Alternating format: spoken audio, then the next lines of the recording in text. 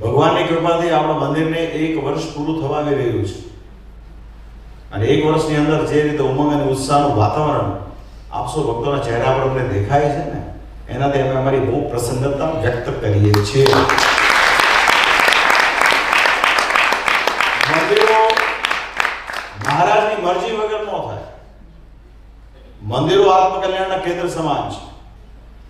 વિચાર કરો વાલા ભક્તજનો કે શ્રીજી મહારાજના સમયમાં 6 જેટલા મંદિરો મહારાજે કરાવ્યા. તો એ સમયમાં અમદાવાદ અને જુનાગઢ આ તો બે મોટા નગર કહેવાય, પણ ધોલેરા, ગઢડા, વડતાલ અને ભુજ પણ મોટું કહેવાય. તો ધોલેરા, ગઢડા અને વડતાલ વિશે મંદિર કેમ થયા? શું એ વખતે વડોદરા નહોતું, મહેસાણા નહોતું, સુરત નહોતું? પણ જ્યાં ભગવાનનો પ્રેમી ભક્ત હોય, એ પ્રેમી ભક્તની ભક્તિને વશ થઈને મહારાજે ત્યાં મંદિરો કર્યા છે. પછી પૂજા બાપુનો ભાવ હોય કે દાદા બાપુનો ભાવ હોય કે પછી જોગનભાઈનો ભાવ હોય, તો મૂળ વાત આવે છે ભાવની.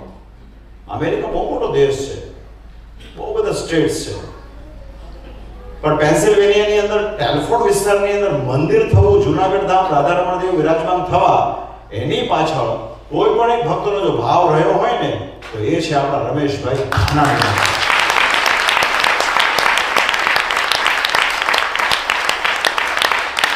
એનો ઉમંગ, એનો ઉત્સાહ, એની શ્રદ્ધા, એની ભાવના, એમને એટલું બધું વેગ, એટલું બધું તાન કે મારા ઠાકોરજી વિરાજમાન થાય, મારું મંદિર થાય, મારા ભક્તો રાજી થાય. એના માટે આજથી વર્ષો પહેલા જમીન લીધી. ત્યાર પછી તો ઘણી બધી વખત અહીં આવવાનું થયું, ખાતમુહૂર્ત પણ આપણે કર્યું, અનેક નાના મોટા પ્રસંગો કર્યા. જૂનું મંદિર હતું એમાં ઘણી બધી સભાઓ કરી. નિર્લેપ સ્વામી, હરિપ્રસાદ સ્વામીએ પણ ખૂબ મહેનત કરી અને તમારા બધા ભક્તોએ પણ એકમેક થઈ અને ખૂબ મહેનત કરી. અને વિદેશની ધરતી ઉપર મંદિરોની સફળતા બે વસ્તુ પર આધાર રાખતી હોય છે. એક હોય છે તમારો ભાવ અને પ્રેમ, અને બીજી વસ્તુ પ્રેમથી જ્યારે ભક્તોને ત્યારે પ્રસાદ જમાડો ને, આ બે વસ્તુ વિદેશની ધરતી પર કરો ને, તમારે ઠેર ઠેર મંદિર થાય, એમાં કોઈ શંકાની વાત નથી. અને આ બંને બાબતમાં રમેશભાઈનો કોઈ ખોટો કરે એમ નથી.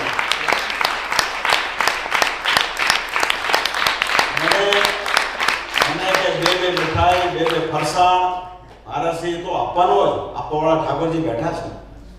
તો એ બધો ભાવ મને આજે દેખાય છે. પાછલા દિવસોમાં દ્રષ્ટિ કરીએ તો જે રીતનો ભાવથી આ મંદિર નિર્માણ થયું છે, બદલ ખરેખર તમને બધાને મારા ખૂબ ખૂબ ધન્યવાદ છે. આપણી નવી પેઢી પણ સરસ મજાની તૈયાર થઈ રહી છે. એમનો ઉત્સાહ હું જોઉં છું, બહેનો વિભાગની અંદર ઉત્સાહ જોઈ રહ્યા છીએ આપણે. ત્યારે એમ લાગે છે કે આવનારા વર્ષોમાં આ જુનાગઢ ધામ અને એમાં વિરાજમાન શ્રી હરિ અને રાધારમણ દેવ, લક્ષ્મીનારાયણ દેવની કૃપાથી આગામી દિવસોમાં આપણો મૂળ સ્વામિનારાયણ સંપ્રદાયનો સત્સંગ વિશેષપણે દ્રઢ થશે એવી અમને આજે પૂરેપૂરી શ્રદ્ધા છે. એના માટે ખૂબ ધન્યવાદ.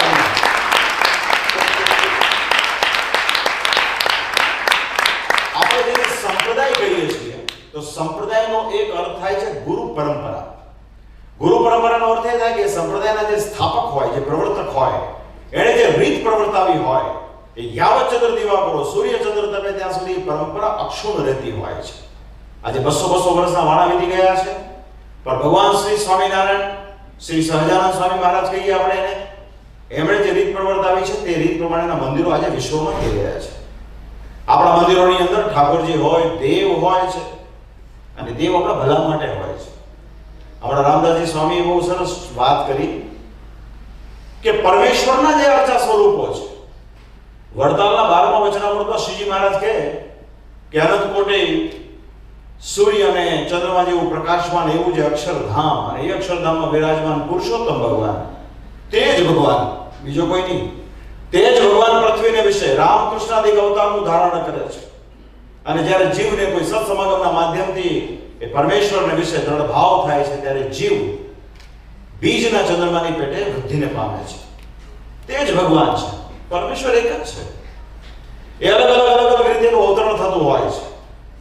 જ્યાં જેવું પ્રકાશવું જોઈએ ત્યાં તેવું પ્રકાશ કરે છે. મસ્ત, કચ્છ, વરા, નરસિંહ આદિ સ્વરૂપ જે હોય, જ્યાં જેવી જરૂરત, એમાં પરમેશ્વરનો 19-20 થાય નહીં. આપણા ઘરમાં 0 વોટનો લેમ્પ હોય, 5નો હોય, 10નો હોય, 50નો હોય, 100નો હોય કે 500 વોટનો હોય, પણ એમાં જે પ્રસાર થતો જે વિદ્યુત હોય છે, પ્રવાહ એક જ હોય છે. જ્યાં જેવું પ્રકાશવું જોઈએ. હવે બેડરૂમમાં નાનો લેમ્પ હોય તો બહુ થઈ ગયો. પછી કોઈ એમ કહે કે એમાં પાવર ઓછો છે અને આમાં પાવર વધારે છે, તો ભાઈ 0 વોટના લેમ્પમાંથી કાઢીને એક વખત તમે આંગળીથી ટચ કરો તો ખબર પડી જાય પાવર કેટલો છે. એ પાવર તો સરખો જ છે, તે પરમેશ્વરના જ સ્વરૂપો છે બધા.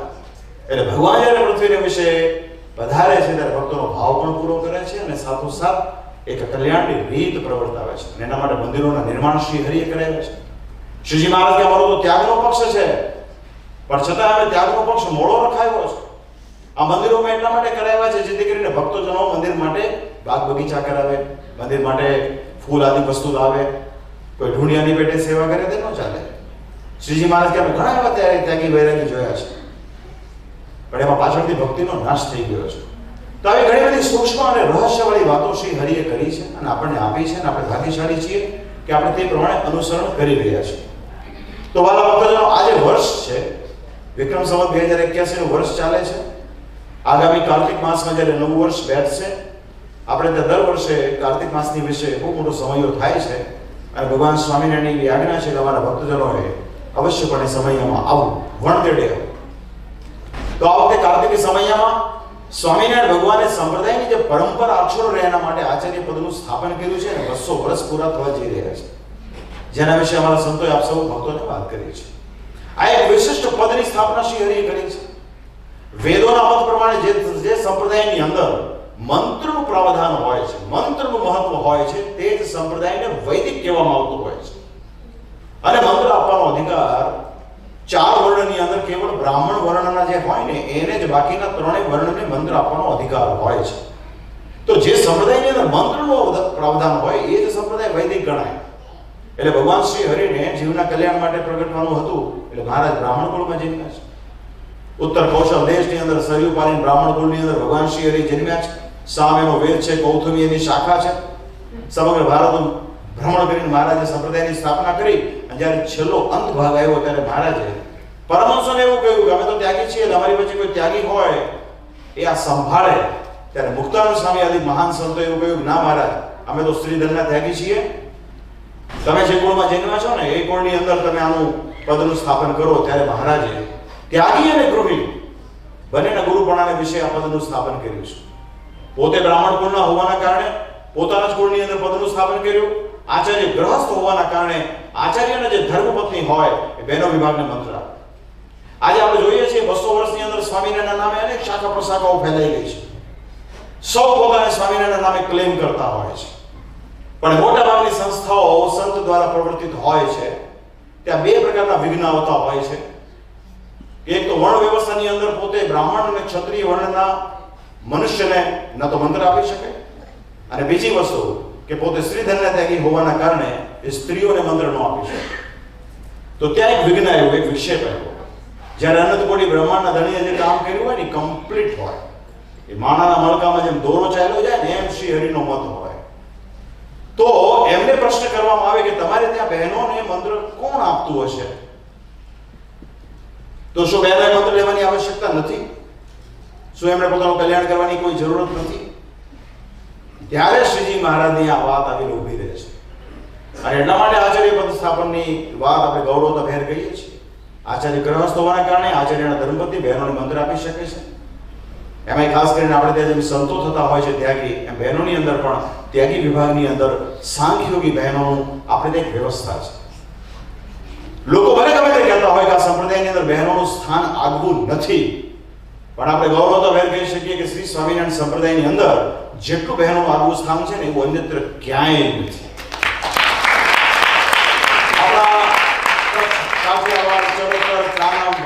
સોરઠ વગેરે પ્રદેશોની અંદર જે ગામડાઓની અંદર મંદિરો હોય, આમાંથી મોટા ભાગનાને ખબર નહીં હોય, પણ આપણા ગામડાઓની અંદર 2 મંદિરોની વ્યવસ્થાઓ છે. એક પુરુષોનું મંદિર અને એક બહેનોનું મંદિર. બહેનો પોતાના સ્વધર્મમાં ભગવાનની ભક્તિ કરી શકે એવી વ્યવસ્થા છે. અને એમાંથી જે બહેનોને વૈરાગ થયો હોય, બહેનો આગળ ચાલીને સાંખ્યોગની દીક્ષા પણ ધારણ કરી શકે. તો માટે વાલા ભક્તો, આ બધી વસ્તુનું ખાસ લક્ષ્ય રાખવું. અન્યત્ર કોઈ પૂછે, કોઈ સત્સંગની દેશી ગાડીને નવો પંથ ઉભો કર્યો હોય ને આપણે ગળું ખખારીને કહી શકીએ અમે આજે 200 વર્ષ પછી પણ ઓરિજિનલ સ્વામિનારાયણ સંપ્રદાયની રીત પ્રમાણે ભક્તિ કરીએ. અને અમારા ઈષ્ટદેવ એટલા આડું અવળું વર્તાઈ ગયું હશે ને તો પણ અમારા ભગવાન સ્વામિનારાયણ એને માફ કરીને અમને અમારા ધામનું સુખ આપે એવી અમારી પર કૃપા છે. તો આ વાત થઈ. બીજી વાત, વાલા ભક્તજનો, શ્રીજી મહારાજે સર્વ જીવના હિત માટે જે શિક્ષાપત્રી લખી છે એ શિક્ષાપત્રીનું લેખન કાર્ય પણ મહારાજે વડતાલ વાળીને કર્યું છે. આમાંથી આપ સૌ ઘણા ભક્તજનો આવ્યા હશો લક્ષ્મીનારાયણ દેવના ઉત્સવમાં. આપ સૌએ જોયું હશે કે વડતાલ ગાદી એકમાત્ર શ્રી હરિ દ્વારા સ્થાપિત બંને ગાદી પૈકીની એક ગાદી એવી છે કે જેની પાસે 1300 કરતા પણ વધારે ધ્યાની, જ્ઞાની, વિદ્વાન સંતો છે. કોઈ પાસે નથી. બહુ મોટી ગાદી છે, બહુ મોટો સમુદાય છે આપણી પાસે. શ્રીજી મહારાજે જે ભારત વર્ષની કાલ્પનિક રેખા ખેંચેલી છે દ્વારકાથી કલકત્તા સુધીની, એની નીચેનો સંપૂર્ણ ભાગ એ વડતાલ દક્ષિણ દેશનો છે. એમાં 1300 કરતા પણ વધારે સંતો છે. બધા બહુ વિદ્વાન છે, જ્ઞાની છે. મોટા મોટા આખા વિશ્વને આપણે કહી શકીએ એવા સંતો છે આપણી પાસે. અને આજે આખું વિશ્વ આપણી પર મીટ માંડીને બેઠું છે.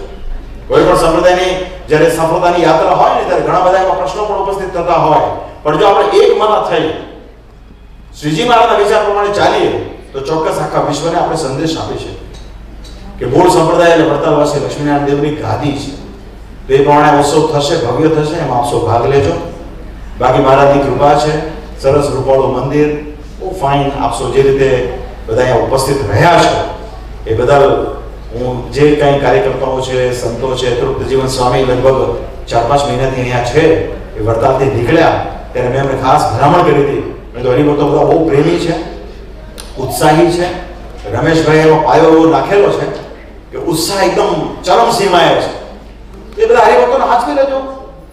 અને સ્વામી પણ બહુ નિર્દોષ ભાવથી આવ્યા છે, તમને સૌને સાચવા છે. એમાં બ્રહ્મસ્વામી આવ્યા છે પાછા.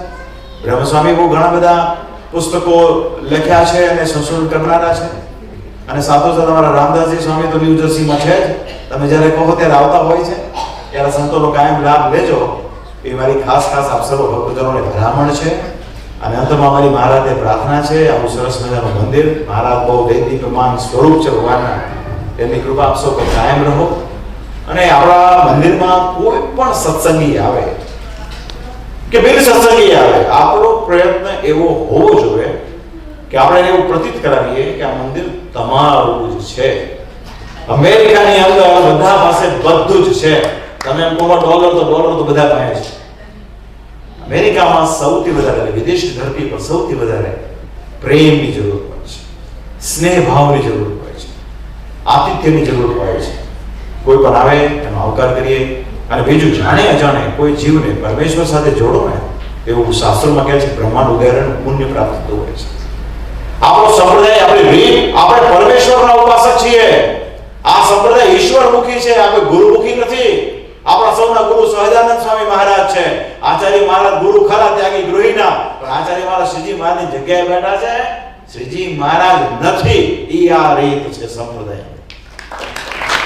એટલે આપણા મંદિરોમાં ભગવાન સ્વામિનારાયણની સાથોસાથ રાધા કૃષ્ણ દેવ, લક્ષ્મીનારાયણ દેવ, નરનારાયણ દેવ, શ્રીજી મહારાજે તો સૂર્યનારાયણ દેવે પધરાવ્યા છે. અને જૂનાગઢમાં સિદ્ધેશ્વર મહાદેવે પધરાવ્યા છે. જે સિદ્ધેશ્વર મહાદેવ આપણા સ્થાનમાં વિરાજમાન છે. કોઈ શૈવ હોય, કોઈ વૈષ્ણવ હોય, એને પણ આ મંદિરમાં આવે ને તો દર્શનથી એવું સુખ પ્રાપ્ત થાય કે વણ કીધે એ મંદિરમાં નિયમિત આવતા થાય. એવું આપણા મંદિરની વ્યવસ્થા છે. અને આ બધી વ્યવસ્થાઓ શ્રી હરિએ કરી છે. શ્રી હરિને કોઈ કોમ્પ્લેક્સ નહોતો. એ પોતે અનંતકોટી બ્રહ્માંડ પોતે બધા મહારાજ બધા સ્વરૂપો છે. મહારાજે કોઈ ગ્રંથિ રાખી નથી.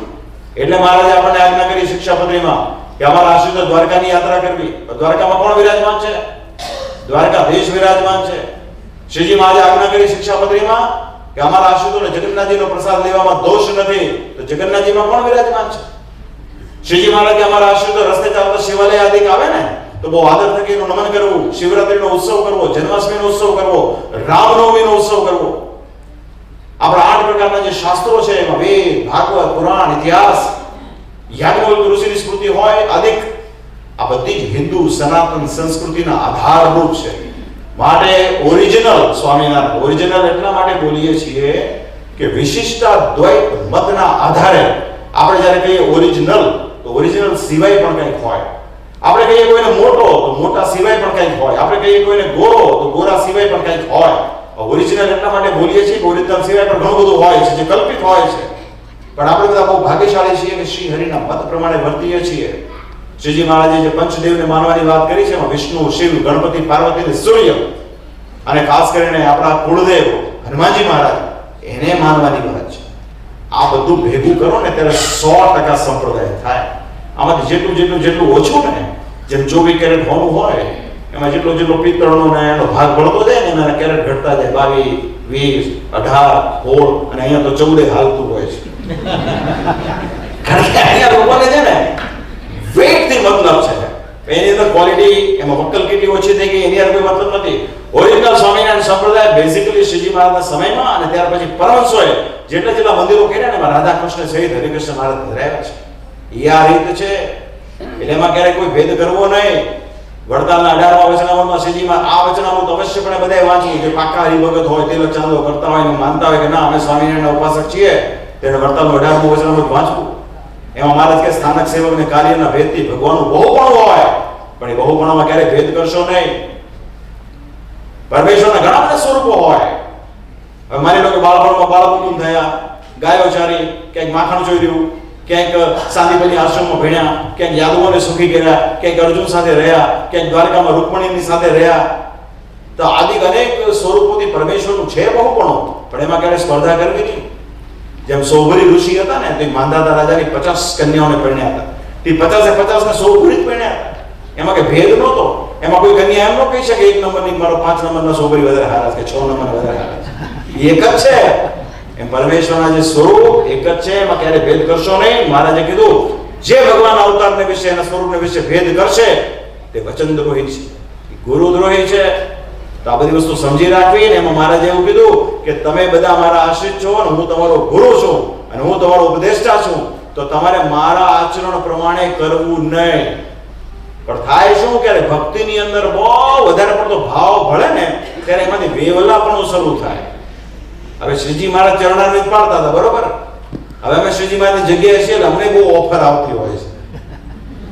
અમારે તો સ્પષ્ટ ના હોય છે કે અમે તો કે શ્રીજી મહારાજ છીએ નહીં ભાઈ, એ તો હું ચરણામૃત છાપવા માંડું.